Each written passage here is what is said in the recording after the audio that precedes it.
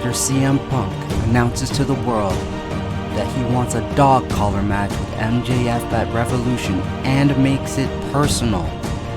MJF responds, letting the world know why he is who he is because of CM Punk. Let's get into it.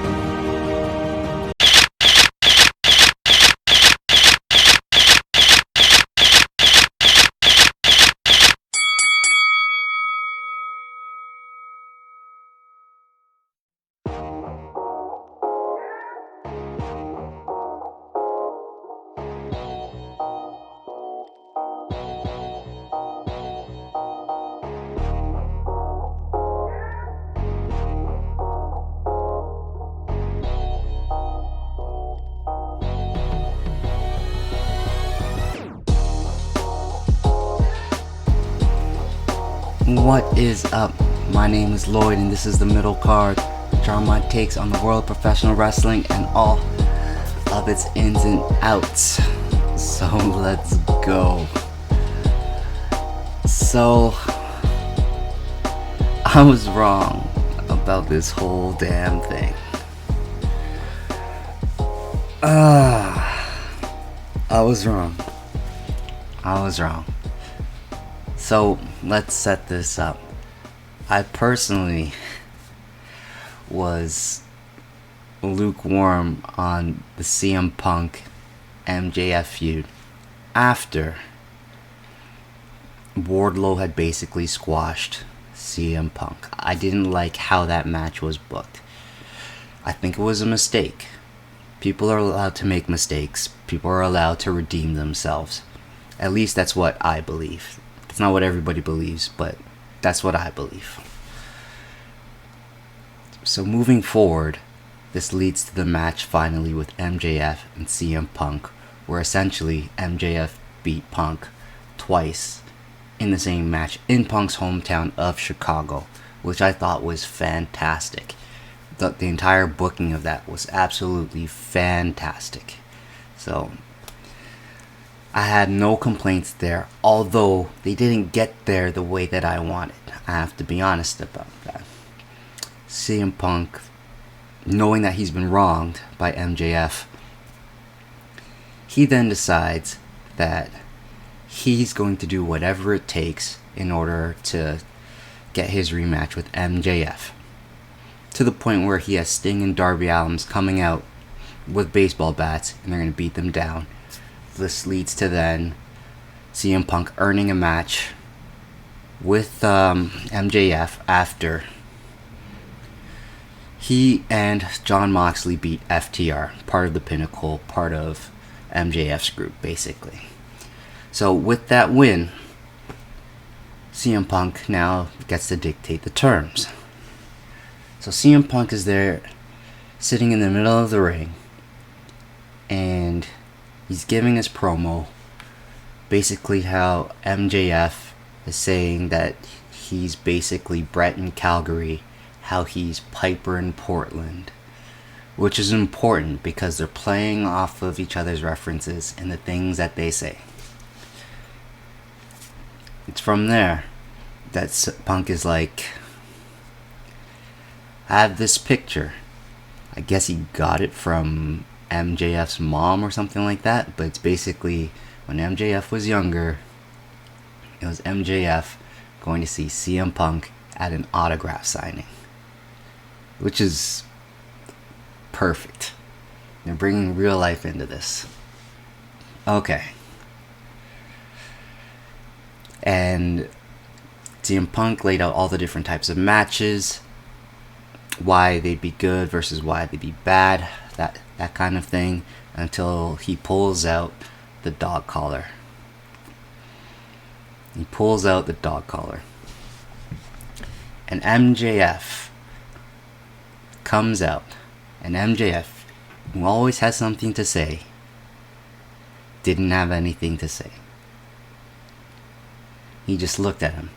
And at the time, I thought this was just like disbelief that this guy is willing to go to these lengths in order to beat me down. I was I was wrong. I was wrong. That wasn't a look of disbelief that a man is going to go through those lengths in order to beat me down. That was somebody seeing his trauma right before his eyes all over again.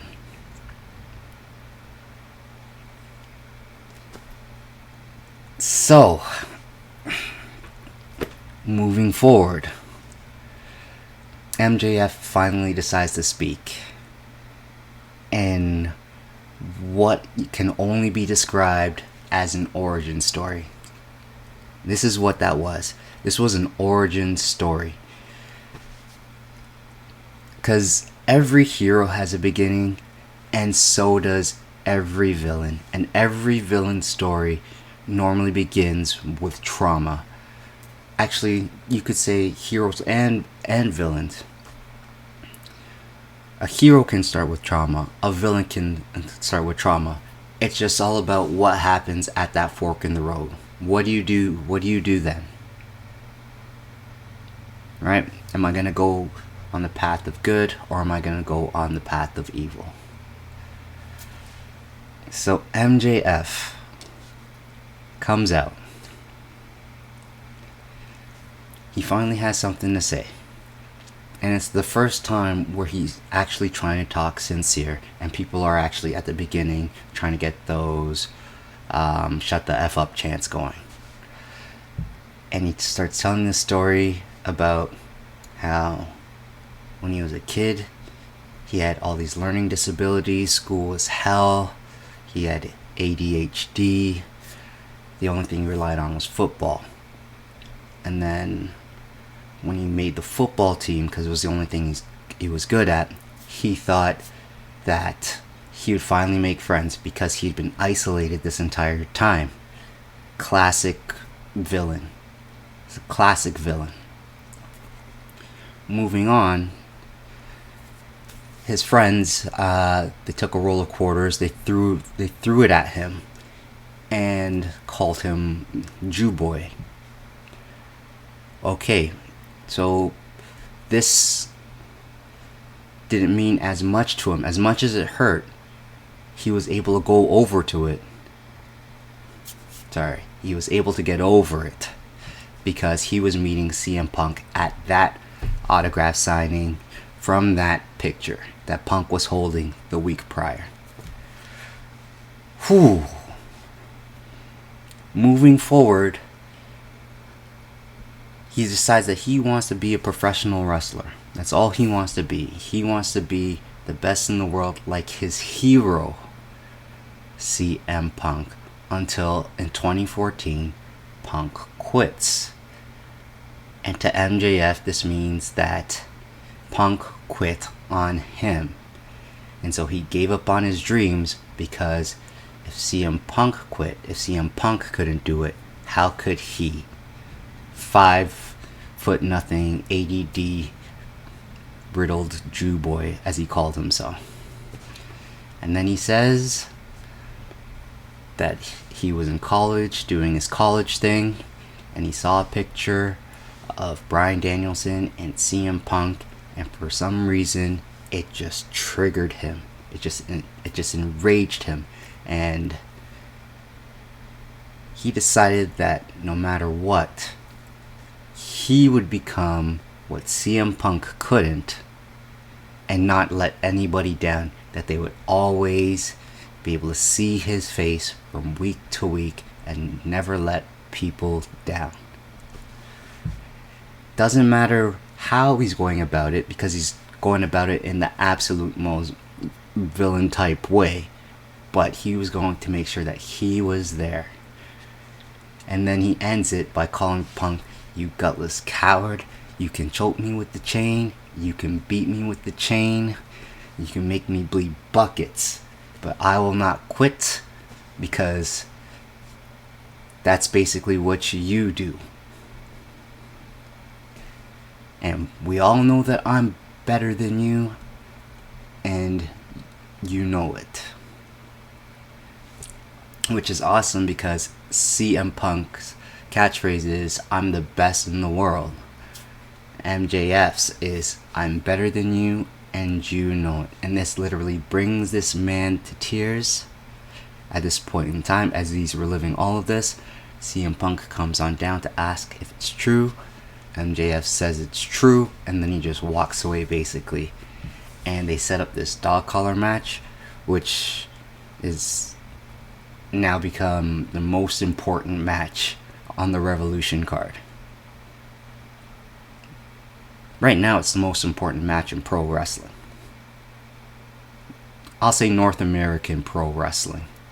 Unfortunately, I'm not all caught up on my New Japan or what's going on in AAA or anything like that. But yeah, so basically we got to see play out how a villain becomes a villain. And it's because something that the hero did, which is freaking awesome. So it could be a mind game, and MJF is going to show his true colors, or it could be truth. At Revolution, what's going to happen is MJF going to cheat somehow in order to win, or is Punk going to feel such empathy for letting this kid down that he'll give up himself and MJF goes up 2-0 on him. Man, that is freaking cool. This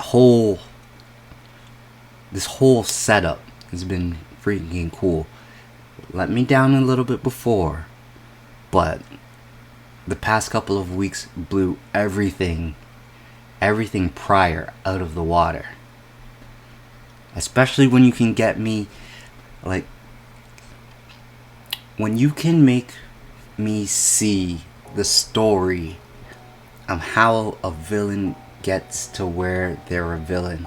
I love it, because a villain normally always starts out trying to be the hero, trying to do right, and then there's something that just turns them. And even though they're turned and they start doing things a different way, in the back of their mind, they're always the hero. And I love that. I love that. So I'm ready for what's next. I'm sorry I took a little bit long. I'm trying to cut down on these videos and get to the point, but I just had to go through with this. And I'm all for what's next. Let's go.